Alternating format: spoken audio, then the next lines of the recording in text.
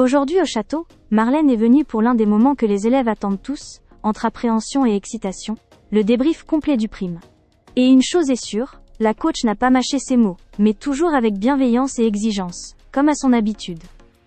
Les retours ont été précis, techniques, parfois très émouvants, et ils donnent une vraie photographie du niveau actuel des académiciens. On commence par Sarah. Marlène a décrit son prime comme un moment trop chouette, tant pour elle, énergie que pour la sincérité. Elle a félicité la réécriture de Simamansi et l'adaptation de son texte sur Back to Black. Sur Girls Just Want to Have Fun, elle a salué l'esprit collectif du trio. Mais c'est sur Piaf que Marlène s'est attardée. Sarah était habitée, portée par un vibrato naturel déjà très marqué dans son timbre, qu'il faudra désormais apprendre à contrôler. Sans oublier un très bel autoportrait, salué par toute elle, équipe. Vient ensuite le duo phare du prime, Anouk et Loïc Noté. Marlène n'a pas caché son admiration devant la maîtrise vocale de Loïc, capable d'atteindre le mi bémol en voix de poitrine, un exploit rarissime. Elle a insisté, ce niveau-là ne vient pas d'un don, mais d'un travail acharné. Et Anouk n'a pas démérité. La chanson était très difficile, mais elle a relevé le défi, notamment en s'adaptant à une tonalité qu'elle n'avait jamais chantée. Anouk, encore émue, a confié avoir vécu un moment unique, irremplaçable, rien qu'elle et Loïc. Pour Jeanne, venue avec sa surprise du prime, Marlène a résumé en quelques mots, tout était juste, rien à ajouter. Jeanne elle-même a avoué avoir été impressionnée, presque intimidée, mais profondément heureuse. Léa, elle, a été bouleversante avec Camille Lelouch. Elle a expliqué que jamais elle n'avait été aussi elle-même, sans personnage, sans carapace. À nu, fière, puissante.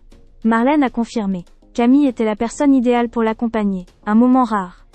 Le débrief du top 3 lui a été plus rude. Jeanne s'est autocritiquée, parlant d'une prestation qu'elle juge horrible, et très fausse. Marlène l'a recadrée. Il faut arrêter la guerre des notes.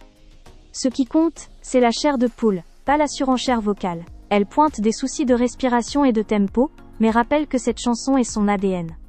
Pour Ambre, la prestation était moins pire que prévu selon elle, mais Marlène a été claire, elle a été captivée du début à la fin. Sa voix est une flèche qui atteint directement la cible. Mais la respiration reste un vrai sujet technique. Sans maîtrise, sur une tournée, elle n'aurait plus de voix après 2 semaines. Sarah de son côté n'a reçu que des conseils techniques, preuve de sa solidité actuelle. Pour le face-à-face, Marlène a mis en avant la solidité des 2 élèves. Ce N était pas leur tonalité, ils ont dû s'adapter à la chorale, et pourtant le moment était magnifique.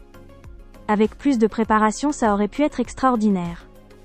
Sur le medley Aya, elle a souligné un côté kermesse, vocalement impeccable, mais pas assez d'attitude.